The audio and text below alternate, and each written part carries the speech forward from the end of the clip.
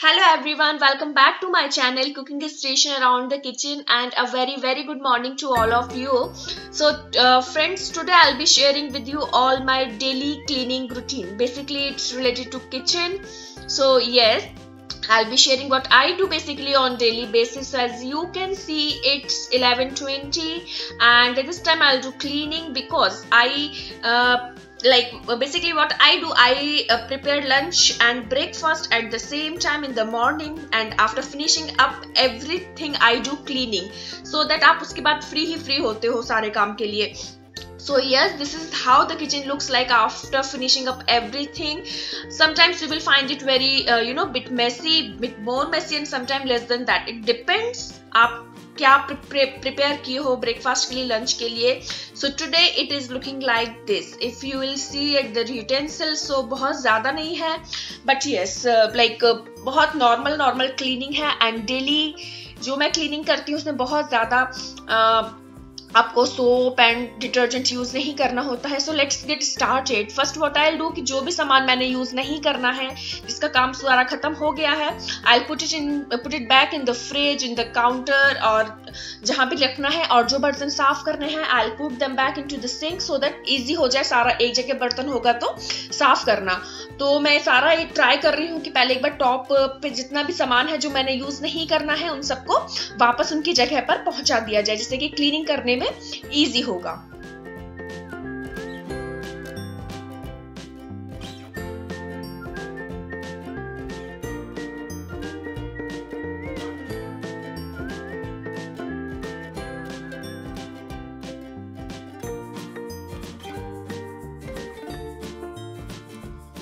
सो ये सारा सामान अपनी अपनी जगह पर सेट हो गया है. तो टॉप ऑलमोस्ट क्लियर हो गया है. अब बचा है सिर्फ उसको डस्टिंग करना, क्लीनिंग करना. Mean time I will clean all the cutleries and everything.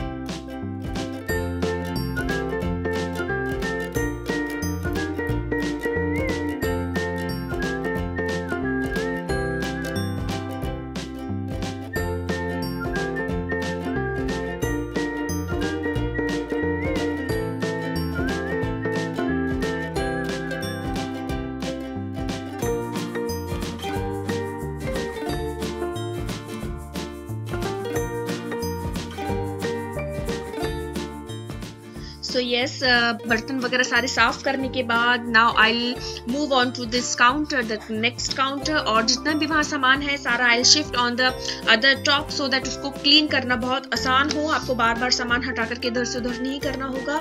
So yes, I will take a wet wipe. Normal जो क्लॉथ होता है, cotton cloth I am using here because I am not using any kind of soap and anything, just normal a good wipe and that's it. So I'll use it this first, then I'll take one microfiber cloth, जिससे जो भी कहीं पर भी Greece अगर है by chance तो वो सारा हट जाए. उसके बाद नॉर्मल एक टिश्यू पेपर से जो किचन टॉवल होता है उसके थ्रू मैं इसको पूरा का पूरा साफ कर दूंगी. And I am cleaning all the doors and cupboards, handles and everything, जिससे कि अगर हल्का सा भी कहीं पर भी डस्ट या कुछ है तो वो क्लीन हो जाए.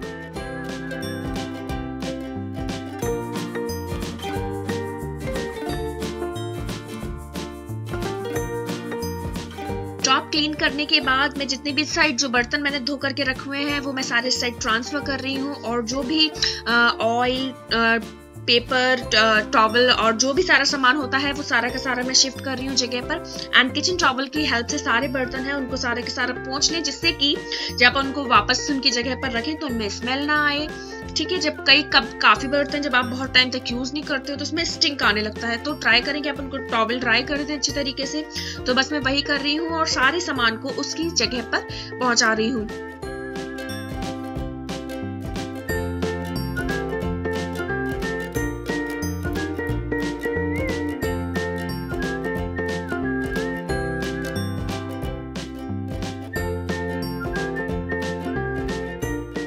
और यहाँ मेरी बेटी आ गई है, वो मुझसे पूछ रही है कि कुछ हेल्प चाहिए हो तो मैं उसकी हेल्प ले लूँ थोड़ी सी, जिससे कि मेरा काम जल्दी निपटने की जगह लेट हो जाए थोड़ा सा। तो बाकी अब ऑलमोस्ट क्लियर है सारा सब कुछ, जो भी सामान जो भी बर्तन धोए थे उनको उनकी जगह पर पहुंचा दिया है। सारा किचन ऑलमोस्ट क्लीन हो गई है, बस ये जो लास्ट जो काउंटर बचा हुआ है इसको क्लीन करना है। तो उसके लिए सारा जो भी सामान है उसको उसकी जगह पर पहुंचा दें। ईजी होता है बहुत, मेरे लिए बहुत ज्यादा ईजी होता है कि जब अगर आपको पता है कि क्या चीज कहाँ रखनी है उसको वहां रख करके और उसके बाद अगर क्लीनिंग स्टार्ट करें तो वो आपके जो टाइम है उसको बचा लेता है। तो बस ये किचन जो टॉप है उसको क्लीन करना है, और उसके लिए मैं यहाँ पर यूज कर रही हूँ एक नॉर्मल सूखा हुआ कपड़ा एक बार गीले से पोंछने के बाद, जिससे कि ये सूख जाए। क्योंकि इस साइड में बर्तन साफ करती हूँ तो इस साइड मुझे बहुत ध्यान रखना होता है कि जो टॉप है वो बिल्कुल सूखा हुआ रहे, नहीं तो गीला होगा तो बर्तन में भी स्मेल आता है, प्लस जो टॉप है वो भी फूल जाता है। तो मैं इसको एक बार सूखे कपड़े से भी वाइप कर दूंगी, जिससे कि कहीं चांस ना रहे गीला रहने का।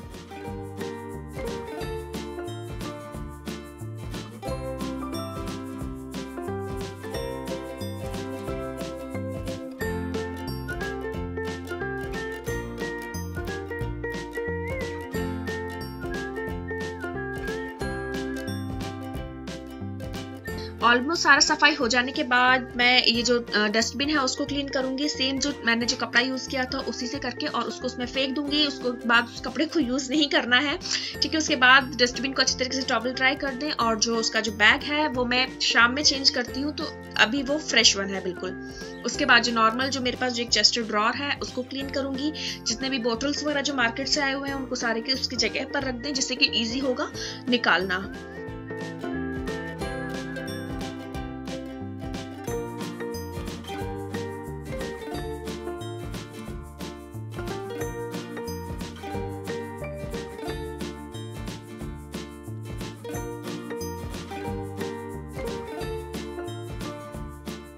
लास्ट बचता है झाड़ू लगाना, so I am just using this normal mop here. और जो पोछा होता है वो मैं शाम में लगाती हूँ, ट्राई करती हूँ, या फिर दिन में जब मुझे टाइम मिलता है। तो अभी नॉर्मल स्विप कर देना होता है इसको, और बस हो गया काम। ऑलमोस्ट फिनिश हो गई है, किचन पूरा क्लीन है जैसा होना चाहिए, the way it should be, it's properly.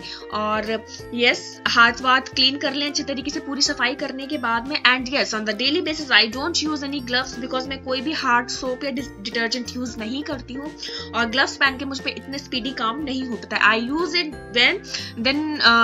then only when I do bleaching things and everything. So yes, it's done. This is how the kitchen looks like after cleaning and everything. And daily ka it took me almost 20 to 25 minutes, not more than that. So yes, it's done, and yeah, it's complete. And friends, if you like this video, give this video a big thumbs up, and please share this video with your family, friends, wherever you want. And please do subscribe to my channel, and if you want to make me more videos like this, do let me know in the comment section. And yes, thanks for watching. Bye bye.